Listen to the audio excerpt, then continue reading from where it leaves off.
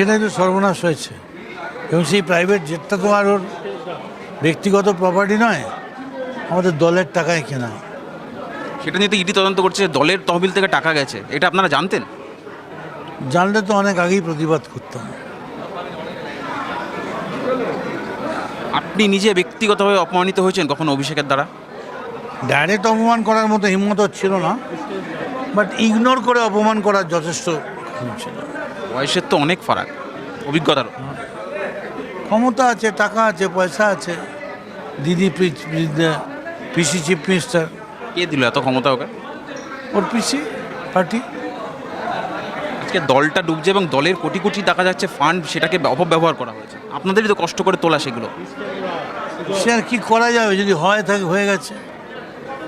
আপনার কি মনে হয় মমতা বন্দ্যোপাধ্যায়ের এবার আপনাদের এই তৃণমূলে চলে আসা উচিত? সেটা আসলে খুব ভালো হয়। আর সেটা সবাই কি বলবে আমি তাকে বলতে পারবো না। আপনি ব্যক্তিগত মনে কি করেন? আপনি তো দীর্ঘদিনের সঙ্গী। আমার মনে হয় মমতার বলা উচিত, তোমরা সবাই মিলে যারা এক হয়েছো সবাই এক হয়ে যাও। আমি অভিষেককে 1 বছরের ছুটি দিচ্ছি, সবাই মিলে এক হয়ে আবার তৃণমূল। অবশেষে মদন মিত্র মমতার হাত ছাড়লেন এবং ঋতব্রতর যে তৃণমূল তাতে জয়েন করলেন। ব্যাপারটা হচ্ছে এরকম যে যখন দলটা হেরে গেছিল তখন অনেকেই বলেছিল যে এই দলটার হারের অন্যতম কারণই হচ্ছে অভিষেক ব্যানার্জি।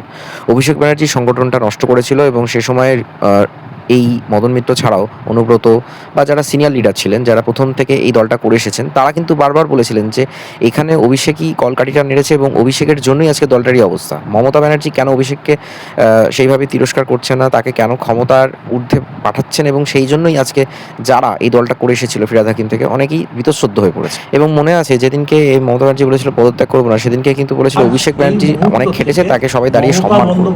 সেই দিনই কিন্তু সমস্ত সিনিয়র লিডাররা আস্তে আস্তে অভিষেকের বিরুদ্ধে যেতে শুরু করেছিল। এরপর যখন ঋতব্রত একটা অন্য তৃণমূলপন্থী শুরু করলো, সেখানে অনেকেই আস্তে আস্তে যেতে শুরু করলো। প্রথমে 20 জন 22 জন এভাবে বাড়ছিল সংখ্যাটা। তারপরেও মমতার যে তৃণমূল ছিল সেখানে কয়েকজন থেকে গেছিল।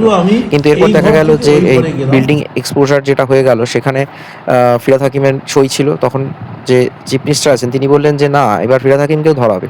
ফিরহাদ হাকিম কী করলো, তাড়াতাড়ি চলে গেল ঋতব্রত তৃণমূলে। এবার ঋতব্রত তৃণমূলের কিন্তু একটা ব্যাপার হচ্ছে যে সেখানে পুরনো লোকদের যেমন ঠাঁই দেওয়া হচ্ছে, প্লাস সেই দলে মানে ঋতব্রত যে তৃণমূলপন্থী তাতে কিন্তু কেউ এখনো পর্যন্ত পুলিশের সমন, ইডি, সিবিআই থেকে কেউ ডাক পায়নি। যারা মমতার পক্ষে রয়েছে তাদের কি ডাকা হচ্ছে, জেরা করা হচ্ছে। অভিষেককে তো হামেশাই জেরা করা হয়, এখনও তার ভয়েস টেস্ট চলছে, এগুলো চলছে। তো লাস্টে শোনা গেল যে মদন মিত্র তাকেও নাকি তার পরিবারেরকে, তার ছেলে স্ত্রীর এগেনস্টে পুরো নিয়োগ এবং সারদার হয়তো কিছু কিছু কেলেঙ্কারি তো ঘটেইছে, সবাই তো আর ধোয়া তুলসী পাতা নয়, তাদেরকে সমন পাঠিয়েছে। তারপরে তিনি দেখা গেল সে রীতিমতো তৃণমূলে চলে গেল। এখন মদন মিত্র বলছে যে না, তাকে সেইভাবে সম্মান তো দেওয়া হয়নি, তাকে অপমান করাই হয়েছিল। যদিও তাকে বিভিন্ন চিফ হুইপ, জেলা সংগঠন, দলের সংগঠনের পদেও তাকে রাখা হয়েছিল, কিন্তু সে সব কিছু থেকেই পদত্যাগ করে ঋতব্রত তৃণমূলে চলে গেল। তৃণমূলে তো আগেই যেতে পারতো, তাহলে এতদিন ধরে ওই পদগুলি আঁকড়ে ধরেছিল কেন?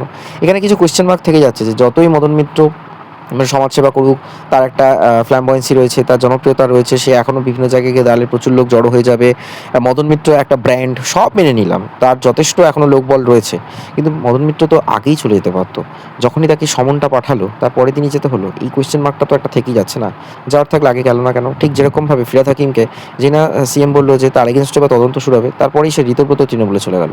মানে ব্যাপারটা হচ্ছে যারা সেন্ট্রালের এমপি রয়েছে তারা এনসিপিআইতে চলে গেল, জানে যে সেখানে গেলে বেঁচে যাবে, আর সিমিলার স্টেটে যারা এমএলএ জিতে রয়েছে তারা চলে গেল এই ঋতব্রত তৃণমূলে। তাহলে জানে যে তাহলে অন্তত সিডিআইটি বা সিবিআই দিয়ে তাদেরকে আর ডাকা হবে না। অ্যারেস্ট করবো, আপনার মেয়েকে অ্যারেস্ট করবো, আপনার পরিবারকে অ্যারেস্ট করবো।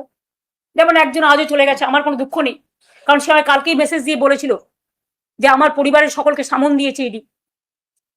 তখনই আমি বুঝে গেছিলাম, তখনই তার কোনো পজিশন ছিল না, কারণ পজিশন তখনই আমরা তাকে সরিয়ে দিয়েছিলাম সব ক্ষমতা থেকে।